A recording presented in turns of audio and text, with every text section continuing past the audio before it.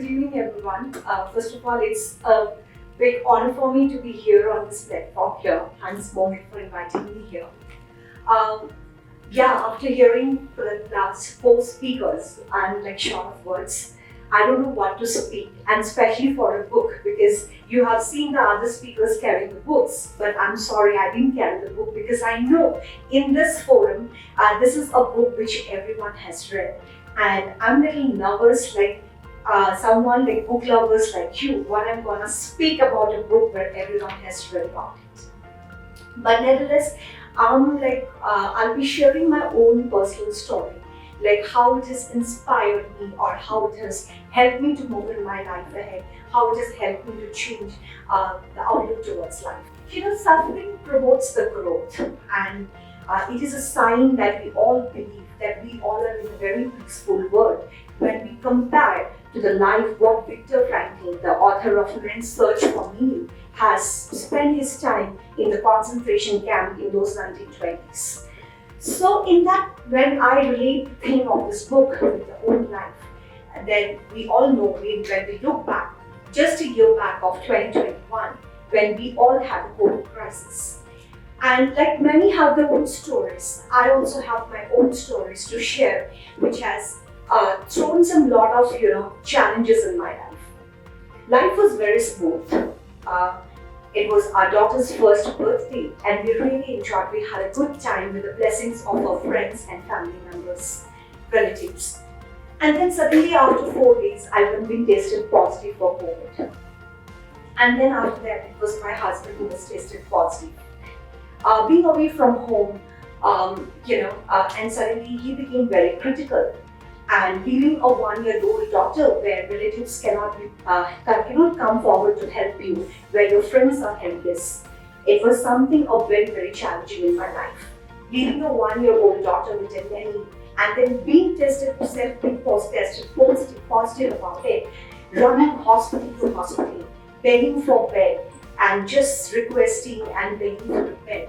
Where there was a time where the oxygen got over in the hospital and husband's condition was very critical. So in that kind of scenario, being myself as a COVID positive patient and someone at family, being so critical, it was something that life has given me a lot of opportunities. But at that point of time, it was my commitment as a wife, as a daughter, as a mother, and my commitment towards my job that really kept me moving in my life, and that gave me some solutions to face those challenges and to overcome those solutions, which gave me meaning in my life. So that's what I can relate to my own life with this book, which has helped me to overcome the challenges in my life. Viktor Frankl says that he who has a why to live can bear almost any house. So here the author, who is an Austrian, a neurologist, psychiatrist, and who is a Holocaust survivor, he describes about his 3 years of his life in the concentration camp. How did he overcome? How did he find the meaning of his life to live his life? Imagine what Viktor Frankl has gone through, or those prisoners in the concentration camp has gone through. They were being separated from their loved ones, being stripped off of all the belongings, the basic human dignity. They were being let sleep in those beds made of tires, like 2 blankets shared by 9 men. It was like 5 ounces of pieces of bread was the only food for them for 4 weeks, and what not. What life happened for them. The thought of suicide was very entertained by nearly every prisoner. And the constant degree of that death was looming around. So the prisoners, Viktor Frankl in his book, he talks about the 3 states of mind of the prisoners. The first state of mind was about the state of shock. The prisoners were shocked. The second state he talks about developing apathy. And finally, when they were being liberated, all these prisoners were left depersonalized. And as a result, they started manifesting some strong symptoms in different ways. So this is what the 3 states of mind that Viktor Frankl, describes in this book. The book also talks about, the hope in life in those adverse situations. One classic example which I really like and which I always take it as a mantra in my life is like a gas. When a gas leaks a chamber, it doesn't mean a little quantity of a gas can always fill the chamber. That same applies with the pain. Like with a little pain that can flow over our body. Therefore, we always feel that our pain is more miserable than others because we can't see the pain of others. It is our pain which always fills our body. So therefore, it is always, and the other speakers have also spoken about this, it is always the mind who controls your everything. Your mind is your master. Your inner decision is the one who controls your minds. If you want to be happy, you can be happy. If you want to be sad, you will be sad. It is ultimately no one can conquer. It is you who will have to take care of your mind for it. So when your life has its own meaning, you don't have to ask for others to look for meaning, because it is the life that will give you the meaning for it. You don't have to go and look out what is the meaning of your life, but the opportunities, the challenges will teach you what is the meaning of your life. In this, the love is ultimate.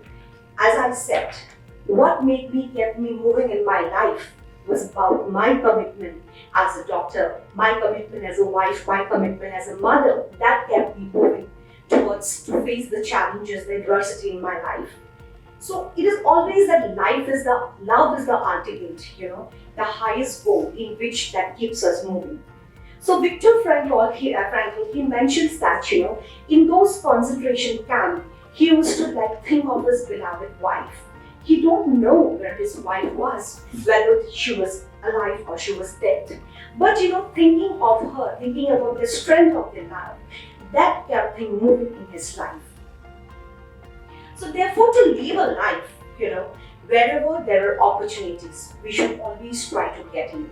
Rather than looking like what life is to give me, it is our duty to look what life expects out of me. Therefore, at last, Viktor Frankl, been known as a founder of logotherapy, which is a part of psychotherapy. He talks about the 3 means in which a man can find the meaning of the life. The men or women can they can search for the meaning in the life.